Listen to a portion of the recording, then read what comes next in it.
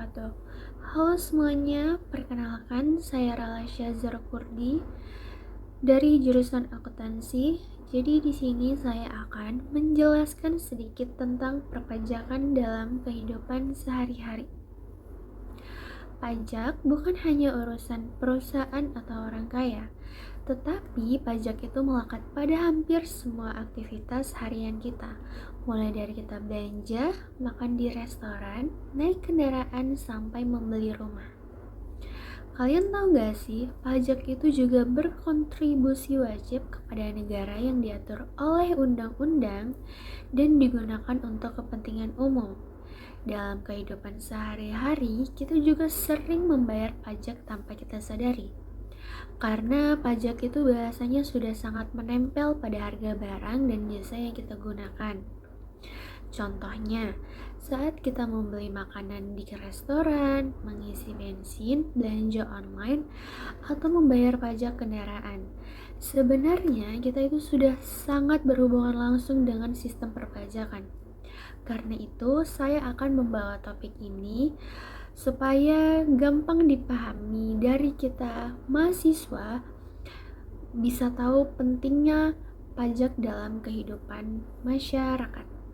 Pengertian pajak. Apa sih itu pajak?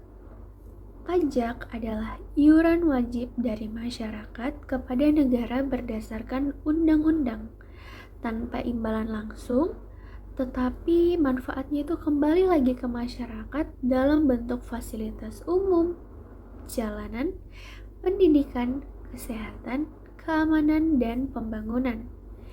Jadi, pajak itu berbeda dari pembayaran biasanya. Kalau misalnya kita membeli barang, kita dapat barangnya langsung.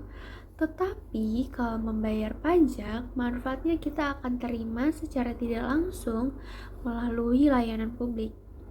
Itulah mengapa pajak sering disebut sebagai tulang punggung pembangunan negara.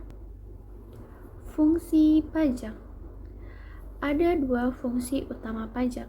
Yang pertama, fungsi budgeter, yaitu fungsi pajak yang menjadi sumber penerimaan negara untuk membiayai pengeluaran negara dan pembangunan. Kedua, fungsi reguleran, yaitu fungsi pajak yang dipakai untuk mengatur perilaku ekonomi dan sosial masyarakat.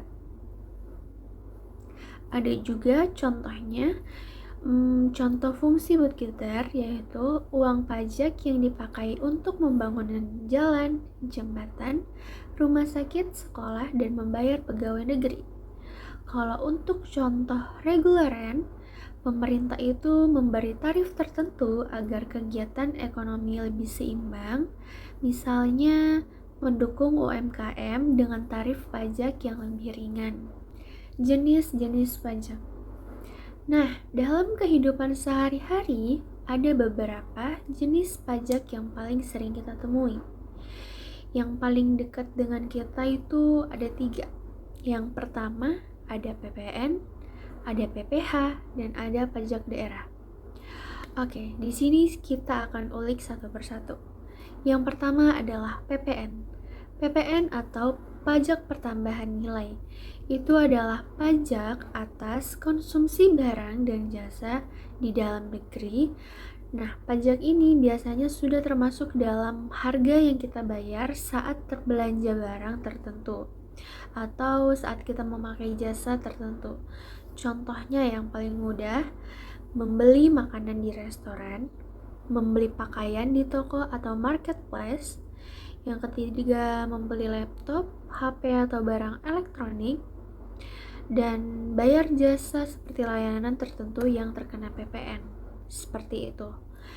Kalau yang kedua, PPH atau bisa disebut pajak penghasilan adalah pajak atas penghasilan yang diterima seseorang atau badan usaha dalam 1 tahun pajak.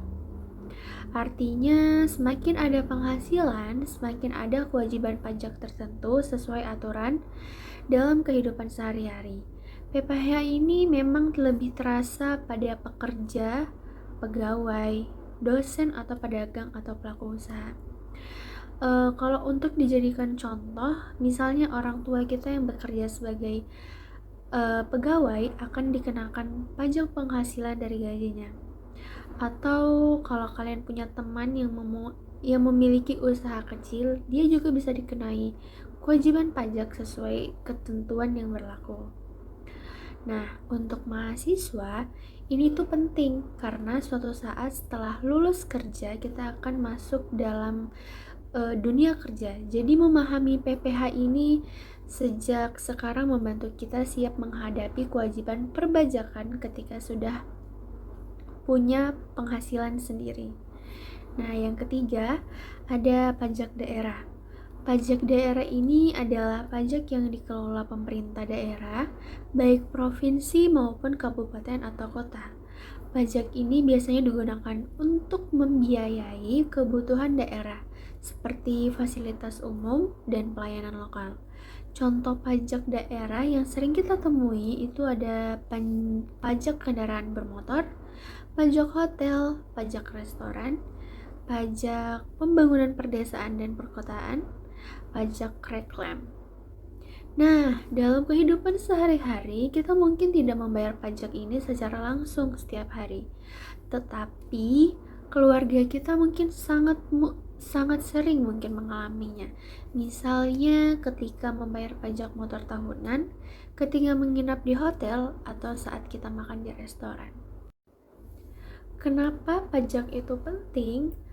Karena tanpa pajak, negara itu akan kesulitan membiayai pelayanan publik. Jalan raya, sekolah, rumah sakit, transportasi umum, bantuan sosial, dan banyak layanan pemerintah yang dibiayai dari penerimaan pajak. Selain itu, pajak juga membantu menciptakan keadilan. Masyarakat yang penghasilannya lebih besar umumnya itu ikut berkontribusi lebih besar, sehingga pembangunan bisa dinikmati bersama. Karena itu, pembayaran pajak bukan sekadar kewajiban, tetapi juga bentuk partisipasi sebagai warga negara. Adapun tantangan atau masalah dalam perpajakan, yaitu kepatuhan wajib pajak. Nah, banyak orang yang belum paham jenis pajak. Selain itu, cara menghitungnya juga belum mengerti atau kapan harus membayarnya.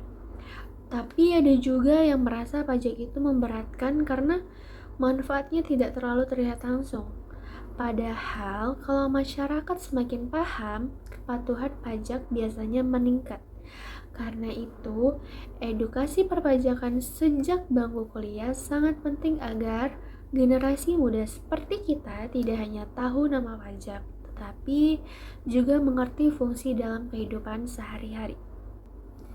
Dapat kita simpulkan bahwa pajak itu bagian dari kehidupan sehari-hari yang sangat dekat dengan kita, meskipun sering kita tidak sadari.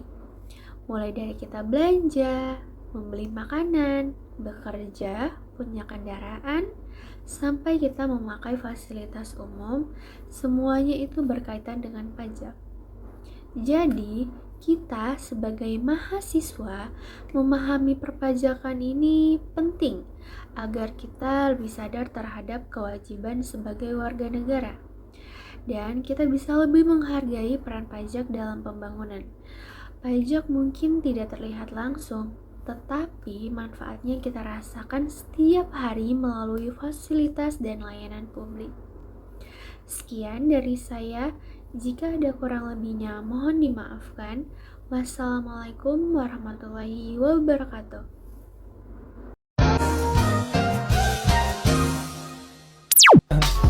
I just had to let you know you're.